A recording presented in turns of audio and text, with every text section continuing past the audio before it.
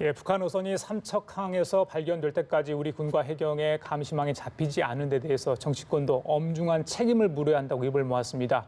국방부 장관 사퇴 촉구와 함께 국정조사까지 거론되고 있습니다. 네, 지난 4월 5일 본회의를 끝으로 문을 닫았던 국회가 76일 만에 오늘 다시 열렸지만 한국당의 불참으로 정상 운영되지 않고 있습니다. 현근택 더불어민주당 법률위원회 부위원장, 박정하 전 청와대 대변인과 함께 주요 전국 현안들 살펴보겠습니다. 네, 어서 오세요. 안녕하십니까? 네, 어서 오십시오. 예. 먼저 잠시 전에 화면 보셨겠지만 기분 좋은 얘기 좀 하겠습니다. 네. 어제 문재인 대통령이 U20 우리 월드컵 대표팀 준우승했는데 그 선수들 다 초청을 했습니다. 그래서 만찬을 베풀었는데 그 장면 어제 보셨는데 네, 네, 그런 자리 좀 자주 있었으면 좋겠다 이런 생각을 했어요, 저는. 굉장히 이제 정치를 하면서 굉장히 답답함을 많이 얘기하는데 이번에 굉장히 어찌 보면 많은 국민들한테 희망을 줬습니다. 예. 더 희망적인 거는 이제 앞으로 내년에 올림픽이 있고 이제 2022년에 이제 카타르 월드컵이 있는데 이 선수들이 아마 쭉 올라갈 가능성이 많거든요. 그래서 아마 한국 축구의 황금기가 열리는 게 아닌가 그런 조심스러운 기대를 해봅니다. 예, 요즘 선수들은 내전하고 많이 다른 것 같아요. 정말 말도 잘하고요. 굉장히 적극적이고 예, 막 이러죠. 맨날 저런 뉴스만 좀 했으면 좋겠어요, 저희들도. 예, 하여튼 어떻게 보셨어요, 어제? 좀 만찬 적절하게 대통령도 좋은 자리 만들어 주셨다고 보고요. 그다음에 그 참석했던 우리 정경련 감독뿐만 아니라 선수들 다 활기차게 얘기를 해서 기분 좋은 뉴스를 오랜만에 봤는데요. 요즘 보니까 뭐 그 청원 게시판에 이런 논란이 많이 있더라고요. 예. 뭐 더 그 병역 특례 얘기까지도 나오고 그러는데 하여튼 좋은 뉴스는 좋은 뉴스고 그다음에 보상해줘야 될 건 보상해줘야 되는데 또 한 발 너무 많이 가는 거에 대해서는 또 우리 그렇죠. 전체 사회가 좀 고민해봐야 되는 거 아닌가 이런 생각도 좀 들었습니다. 예, 알겠습니다. 이제 본격적으로 좀 무거운 이야기를 해봐야 네. 될 것 같습니다.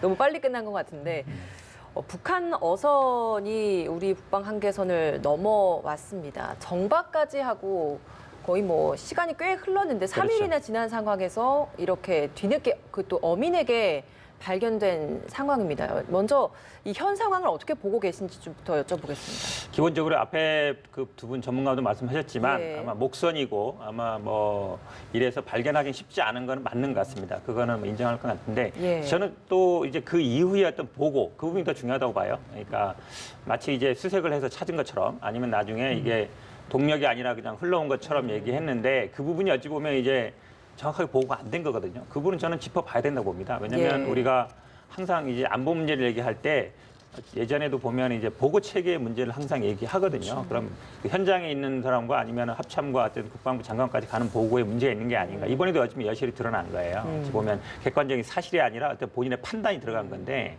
그런 부분에서는 따져볼 필요가 있다라고 봅니다. 야당은 지금 국방부 장관 사퇴 그리고 국정조사까지 해야 한다라고 요구하고 있는데 필요성 있다고 보십니까? 일단은 뭐 사퇴냐 아니냐 보다는요. 일단 아마 그 국방위 같은 걸 열어서 그 실제로 진상 규명을 하고 그다음 보고가 왜 잘못되는지 이 부분 예. 따져볼 필요가 있다고 봅니다. 그리고 그걸 따져본 이후에야 그 다음에는 더 중요한 건 이게 사실상 발견하기 어렵다는데 이런 일은 얼마든지 일어날 수 있잖아요. 그러면 왜 이걸 어떻게 해야 되는가 어떤 제도 개선이라든지 아니면 뭐 장비 개선이라든지 이런 거 이후에 어쨌든 문제점을 찾아 나가는 게 더 맞다라고 후에 봅니다. 논의할 문제이다. 그렇죠. 예. 그래서 박 전 대변인 똑같은 질문을 드려야 할 텐데 일부 이제 군사 전문가들은 그러니까 간첩선이었으면 어땠을까? 간첩이라면 고요한 날, 뭐 해무도 없고 맑은 날 들어오겠느냐? 파도도 많이 치고 감시망이 허술한 그런 일기를 골랐을 거고 그렇기 때문에 저건 문제가 있다. 뭐 이런 지적도 합니다. 전반적으로 어떻게 보세요? 참 그 일부에서는 뭐 한 9년여 전에 노크 규순에 의해서 예. 핸드폰 규순이라는 얘기도 하고 오늘 오전에 어떤 군사 전문가 방송을 들어보니까 뭐 바다가 장판 같은 상황이었다 뭐 이런 얘기도 하는데요. 두 가지로 나눠봐야 될 것 같아요. 좀 전에 현 위원장 얘기했던 것처럼 이런 상황이 생긴 것 자체에 대해서는 두말할 여지도 없이 문제에 대해서는 점검을 해봐야 되는 거고요. 일부 전문가들 뭐 그 초계기 얘기도 하고 레이더 문제 얘기도 하고 여러 가지 현실적인 어려움이 있겠지만 그래도 있을 수 없는 일이 생긴 거 아닌가라는 거에 대해서는 군 자체적으로 다시 한번 점검을 해야 되는데 저는 더 큰 문제는 그 후에 있었던 국방부의 대처 문제라고 봐요. 첫째는 그 실제와는 달리 국민들에게 다른 상황으로 그러니까 허위성 국민 보고가 있었고 거짓 해명.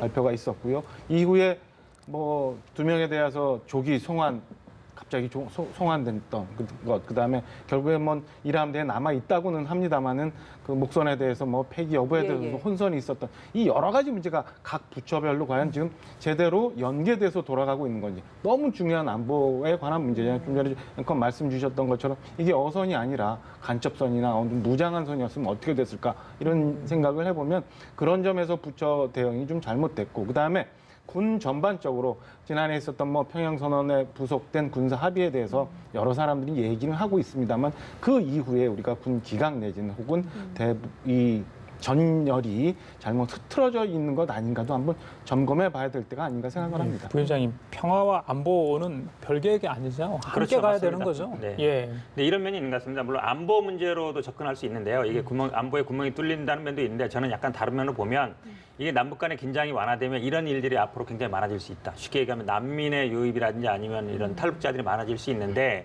저는 이게 어쨌든 약간 시초가 된다고 볼 수 있다고 봅니다. 왜냐하면 사실은 긴장이 완화된다 그러면 어쨌든 그 약간 느슨해질 수 있고 그렇다면 북에서 넘어올 수 있는 분들이 많거든요. 이번 기회에 이런 일들이 앞으로 많아질 가능성이 있는데 그에 대한 대비책을 확실하게 마련해야 된다고 봅니다. 지난달 초에 미사일 발사 문제에 대해서도 미국 당국이나 우리 측 일부에서는 뭐 탄도미사일이니 아니니 뭐 이런 얘기가 대충 뭐 정리가 되고 있습니다만 국방부는 여전히 아직도 조사 중이라고 얘기를 하고 있어요. 그리고 정경주 장관이 지난달인가요? 샹그릴라 싱가포르 대화에서도 굉장히 너무 유연한 답변을 했는데 외교부나 통일부는 북한 문제에 있어서 유연하게 대응할 수 있다고 봐요. 그렇지만 저는 국방부는 전략적으로도 좀 더 강하게 대응을 해야 되는 게 맞고 국민들이 최종적으로 군을 믿고 신뢰할 수 있도록 강력하게 대응을 해야 되는데 그런 점이 좀 느슨한 것 아닌가라는 지적은 피할 수 없다고 봅니다. 국회 차원에서 이제 국방위원회 이런 것들을 좀 열어서 상황 파악을 엄밀하게 해야 되지 않겠습니까? 그런데 한국당이 등원을 거부하고 있어서 이런 부분에 있어서는 그러면 한국당은 좀 이번에 좀 등원을 할 거라고 보십니까? 저는 주말 상황을 좀 지나는 걸 좀 봐야 될 것 같아요. 어제 문희상 장 주재로 해서 뭐 한국당이 요청했던 경제 청문회 말고 경제 원탁회의 같은 예. 얘기도 나오고 하는데 그 민주당 반응이 약간 내부적으로 엇갈리는 부분도 있고 그다음에 자유한국당 내부적으로도 그런 부분이 있어서 그 최초에 자유한국당이 장외로 나왔을 때 패스트트랙이 통과되고 뭐 이랬던 상황하고 지금 상황 변화가 좀 있지 않습니까? 당장 뭐 그 지금 얘기하고 있는 삼척 문제도 있지만 뭐 여러 가지 경제 지표도 어려운 상황이고 그다음에 당장 뭐 검찰총장 청문회도 있고 이런 여러 가지 상황 변화가 있기 때문에 저는 지금이라도 자유한국당 이제는 들어가서 이런 문제에 대해서는 상임위를 열고 뭐 국정조사를 하느냐 그건 나중에 문제로 들어가서 분명하게 그 원인에 대해서 그다음에 향후 대책에 대해서 얘기를 하고 문제점을 짚어줘야 되는 게 야당의 역할 아닌가라는 생각을 합니다. 예. 들어갈 이유는 많이 생겼어요. 인사청문회도 네, 그렇고 그렇죠. 이런 예. 문제도 네. 그렇고요. 그런데 자연스럽게 지금 국회 정상화 이야기를 하게 됐는데 일단 경제청문회 요구 지금 나경원 원내대표는 또 저기 세 가지 조건을 내걸었네요. 네네. 그걸 어떻게 해야 됩니까? 사실은 이게 계속 이제 조건이라는 게 처음에 우리 그 국회 정상화를 보면요. 패스트트랙 철회, 그다음에 뭐 사과, 예. 그다음에 고소고발 취하 이러다가 이제 하나 늘은 게 이제 경제 청문회 얘기가 나온 거죠. 그 얘기가 어찌 보면 이제 돼가는 분위기였는데 지금 뭐 만처럼 원탁 회의를 한다. 어쨌든 토론회를 한다. 뭔가 경제가 어렵기 때문에 대책을 마련해 보자. 이거에 대한 공감대가 있는 것 같아요. 그러면 해본다는데 여기에 다시 또 이제 세 가지 조건을 또 걸었습니다. 그러니까 뭐 청와대랑 나와야 된다. 그다음에 이걸 나중에 반영해야 된다. 그다음에 뭐 자료를 잘 제공해야 된다. 그거는 제가 보기에 큰 틀에서 합의가 되면 그 안에서 얘기할 수 있는 부분이에요. 자꾸 이제 조건을 추가하는 것보다는 큰 틀에서 일단 정상화를 하는 부분을 가는 게 맞는 것 같고 저는 다만 긍정적으로 보는 게 이 패스트트랙이라든지 이런 뭐 고소고발은 굉장히 어려운 문제였는데 지금 나오는 조건 같은 경우는 얼마든지 얘기가 가능한 거예요. 청문회 아니면 뭐 토론회 같은 형식에 부여하지 않는다 그랬고 지금 나경원 원내대표도 처음에는 윤석열 청문회 한다라 그랬거든요. 한다 그랬는데 지금 또 약간 아닌 것처럼 국회 얘기하는데 정상화 그렇죠. 먼저다, 정상화 이거죠. 먼저다 얘기하는데 오늘 또 어떻게 나올지 모르겠습니다만 아마 이 목선 문제가 있으면 어선 문제가 있으면 제가 보기에 아마 자연스럽게 분위기는 정상화 쪽으로 가고 있는 게 아닌가 이렇게 보고 있습니다. 사실 뭐 어제 그 관훈 초청 토론회에서 이인영 원내대표의 발언도 저희가 좀 들어봤고 오늘 나경원 원내대표 발언도 들어봤습니다만 거기에서 이제 어제 이인영 원내대표가 경제청문회 부분에 있어서도 정부의 책임을 질책하는 성의 그런 부분은 아니라면 경제청문회도 수용할 수 있다라는 의사를 표현을 했어요. 지금 민주당의 네, 이런 약간- 부분의 분위기 좀 어떻습니까? 약간 열어놓은 것 같죠. 왜냐하면 이게 결국은 아마 정쟁의 목적, 그러니까 예를 들어 최저임금이라든지 소득주승자를 공격해서 그거를 예. 뭐 어떻게 실정을 비난한다 이런 목적이 아니라면 현재 어쨌든 경제가 약간 하방 국면에 있다는 걸 인정하는 부분이기 때문에 그냥 대책을 마련해보고 토론을 한다. 이 부분은 제가 보기에 뭐 거절할 이유는 없는 것 같고요.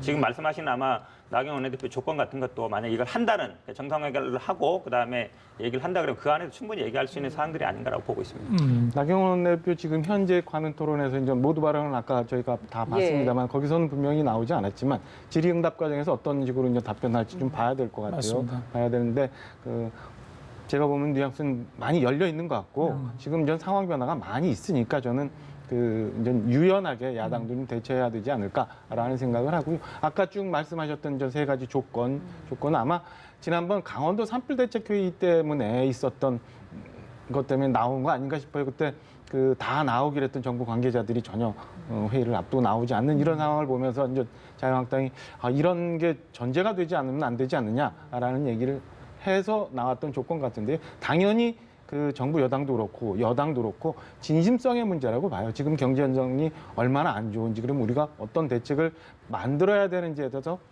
허심탄회하게 머리를 맞대고자 하는 생각이 있다면 뭐 청와대 관계자, 정부 관계자 참석하고 자료를 성실히 내는 거에 대해서는 얼마든지 받아들여야 되는 거 아닌가라는 생각을 합니다. 여야 의원 98명의 소집 요구로 오늘부터 임시국회가 열렸는데 한국당이 의사 일정에 참여하지 않기 때문에 지금 뭐 반쪽 회의로 제대로 지금 진행이 안 되고 있는 네. 상황 아니겠습니까? 일단 상임위 쪽도 그렇죠. 지금 뭐 한국당 소속 의원들이 위원장을 맡고 있는 게 좀 제대로 되겠느냐. 뭐 예결위도 마찬가지고요. 원탁 회의만 잘 풀리면 경제 원탁 회의만 잘 풀리면 모든 게 술술 풀리라고 보십니까? 아니면 또 다른 걸림돌이 있을 거로 생각하십니까? 자유한국당 내부에 여러 가지가 있는 것 같아요. 여러 의견이 강원 의견이 있는 것 같은데 아까도 말씀드린 것처럼 저는 경제 원탁 회의에 대한 여당의 입장 그리고 주말을 넘어가면서의 여야 간 원내대표 회동 등을 통해서 실마리가 좀 나오지 않을까라는 생각을 하고요. 그다음에 24일 시정연설을 꼭 해야겠다고 의장이 말씀을 하시고 이 건에 대해서 시정연설을 하면 우리는 계속 보이콧하겠다라고 하는 것도 일장 전술상의 대응 아닌가라는 생각을 해봅니다. 더 이상 국회라는 무대를 놔두고 밖에서 얘기할 만큼 우리 상황이 이렇게 녹록치 않다는 점을 야당도 좀 알고 있으리라고 보여집니다. 예. 어제 황교안 대표 발언이 좀 주목되는 부분이 네네. 있어서 이거 하나 좀 여쭤보겠습니다. 외국인에게 똑같은 임금의 수준을 유지하는 건 공정하지 않다. 이 발언 어떻게 들으셨습니까? 굉장히 문제가 많죠. 이미 다 뭐 법적으로 문제가 있다. 근로기준법이라든지 외국인 고용법에 그다음에 우리 ILO, 그다음에 뭐 FTA도 문제가 있습니다. 여러 가지 국내 외법 내 법적인 문제도 있지만요. 저는 아마 정치 사회적인 의미가 더 중요하다고 봐요. 우리나라가 사실 이런 거 별로 없었는데 외국인 혐오 이런 부분이 별로 없었는데 특히 이제 유럽 같은 데서 극우 정당이 항상 내세우는 게 보면 외국인 혐오거든요. 아니면 그런 부분이었는데 그게 나왔다는 것이죠. 어쨌든 그 부분이 저는 굉장히 함의가 중요하다고 보는데 이거는 사실은 외교적으로도 문제가 돼요. 우리나라 국민들 굉장히 외국에 많이 나가 있습니다. 그러면 우리나라 국민도 가서 처벌받을 수 있는 문제도 되는 거고요. 정치적으로 어찌 보면 약간 약자를 약간 소외시켜서 어떤 표를 얻으려는 그런 어떤 생각인 것 같은데 제가 예. 보기에는 이 부분에 대해서 일단 법률가 출신이시고 앞으로 정치를 하시겠다는 분이기 때문에 예. 분명하게 어떤 본인의 입장, 약간 뭐 최저임금 문제로 이렇게 둘러댈 게 아니라 오늘 방금 그분- 그런 이야기를 했습니다. 최저임금 적정화하겠다는 의미였다. 이렇게. 그러면 외국인 얘기할 필요가 없죠. 뭐 지역별로 차등화하자든지 아니면 직종별로 하자는 얘기는 이미 나온 얘기예요. 예. 외국인을 언급하면서 그 얘기를 할 필요 없는 것이죠. 이 부분에 대해서는 황교안 대표가 법률가 출신답게 제가 정확하게 파악을 못했다라든지 사과를 하는 게 맞다고 봅니다. 과거에 이제 성소수자 관련된 발언도 좀 있었고 이번에 이렇게 또 외국인 노동자에 대한 발언이 있다 보니까 사회적 약자에 대한 발언을 더 크게 좀 국민들은 해석을 하는 것 같아요. 이 발언은 어떻게 들으셨습니까? 부적절했다고 보여져요. 부적절했다고 보여지는데 저는 황교안 대표가 경제에 어떤 메시지를 주기 위해서 이렇게 했는지 잘 모르겠습니다만 지금 취임 이후 한 100일이 지나오면 현재 약간 최근에 와서는 좀 횡보하는 느낌을 좀 받거든요. 그러니까 장애투쟁 통해서 결집했던 지지세 그리고 본인이 쌓았던 이미지에서 이제는 향후 한 10달 정도 남은 총선을 앞두고 자유한국당이 어떻게 가야 되는지 그다음에 어떤 식으로 방향을 잡고 가야 되는지에 대해서 고민을 더 해야 되는데 지나치게 너무 정책적인 세부적인 문제에 대해서 접근을 하려다 이런 일이 생긴 것 아닌가라는 생각이 들고요. 하나하나 세부적인 정책에 대한 멘트보다는 저는 전체적으로 자유한국당이 그다음에 보수 야당이 가야 될 길에 대해서 고민을 하는 그런 시기가 좀 됐으면 하는 아쉬운 생각이 좀 듭니다. 알겠습니다. 자, 부위원장님, 그 윤석열 신임 검찰총장 후보자 지명 얘기 좀 하겠습니다. 뭐 계속 검찰총장의 지위가 워낙 그렇기 때문에 저희도 관심 갖고 지켜볼 수밖에 없습니다. 어제 박상기 법무장관이 저기 상임위 나와가지고 사개특위인가요? 거기 나왔었죠? 예. 그 윤석열 후보자 지명이 선배 기수가 모두 나가라는 의미는 아니다.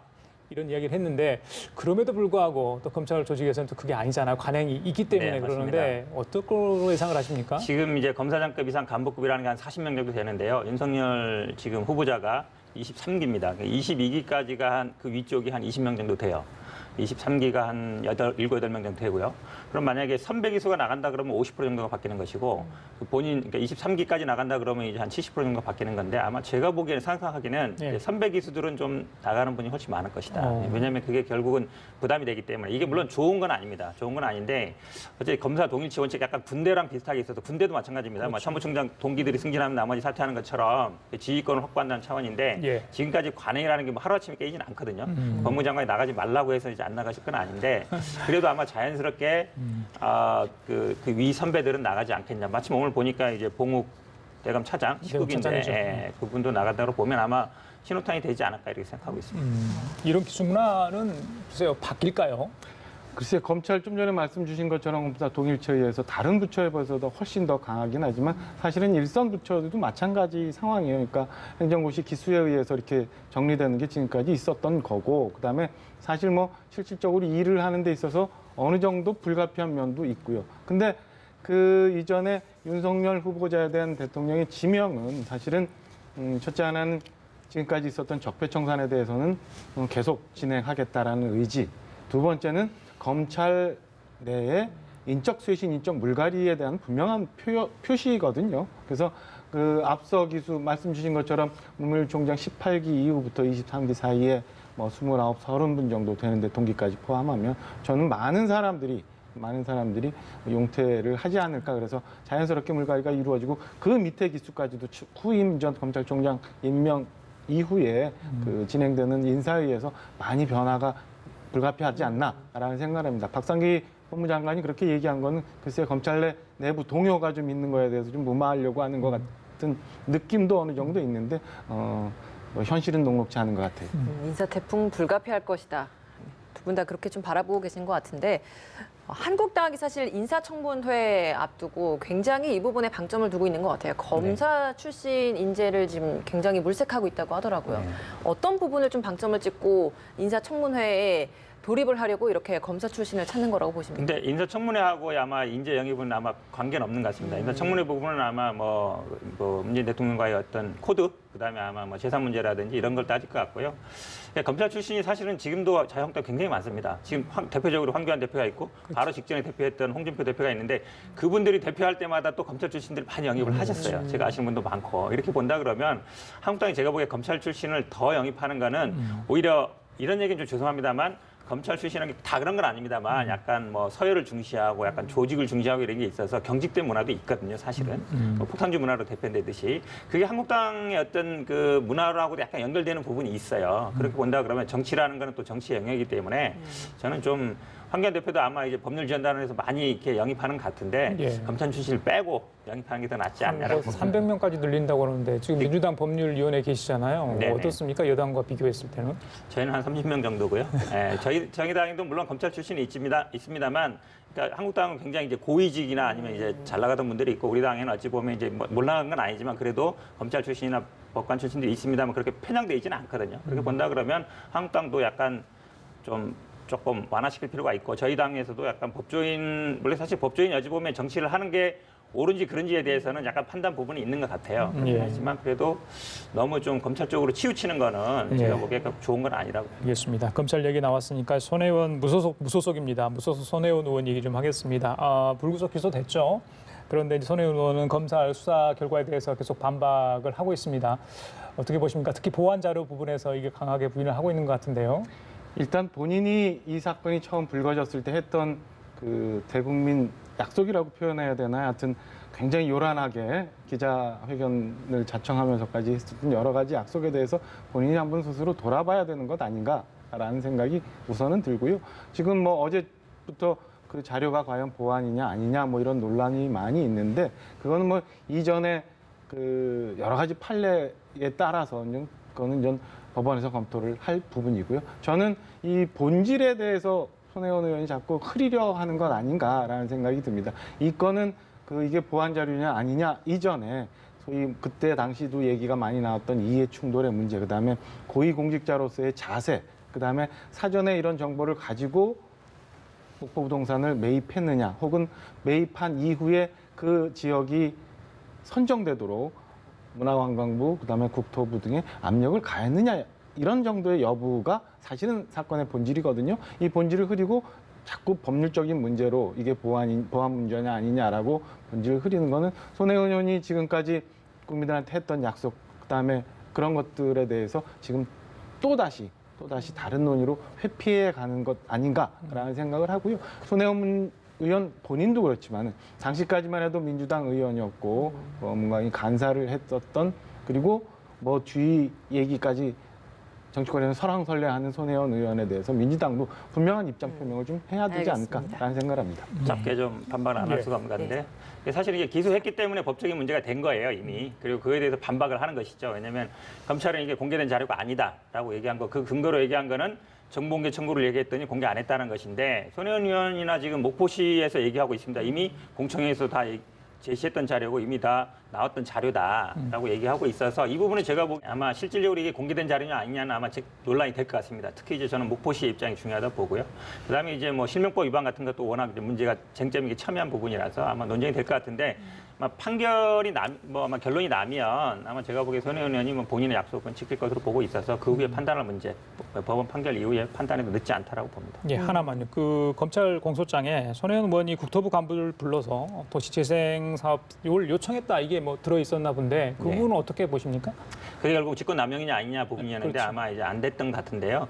근데 뭐 국회의원이 보통 이제 뭐 불러서 하는 게, 예를 들어서 이게 처음에 손혜원 의원이 제안한 게 아니라 목포시에서 원래 하려던 사업이었던 거예요. 거기 어찌 보면 손혜원 의원이 약간 도움을 주는 형식이었기 때문에 그걸 가지고 제가 보기에 뭐 직권남용이라 하기는 어려울 것 같고요. 국회의원이 여러 가지 이제 본인 일단 관심사에 대해서 뭐 불러가지고 얘기하는 건 일반적인 정상적인 의정 활동으로 볼 수 있을 것 같습니다. 그냥 해당 상임위가 문제인데 그 국토부 소속을 불러서 공무원들한테 고위공무원들하고 그런 얘기를 해도 뭐 별 문제가 없는 겁니까? 원래 상임위 아니어도요, 본인이 일단 관심사항이나 이런 것들은 할 수 있기 때문에 제가 보기에 뭐 큰 문제는 안 될 것 같습니다. 네, 민주당은 지금 이 상황에 대해서 지금 아무런 입장을 내놓지 않고 있는 것 같아요. 근데 이 질문 또 좀 부위원장님께 좀 드려보도록 하겠습니다.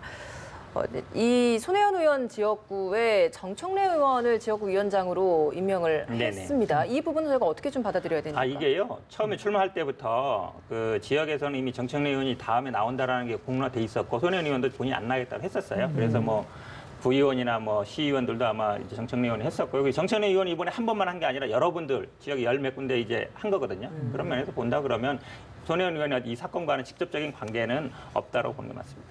그 야당 쪽에서는 국정조사, 뭐 의원직 사퇴까지 이야기를 하고 있는데 거기까지 갈 거라고 보십니까?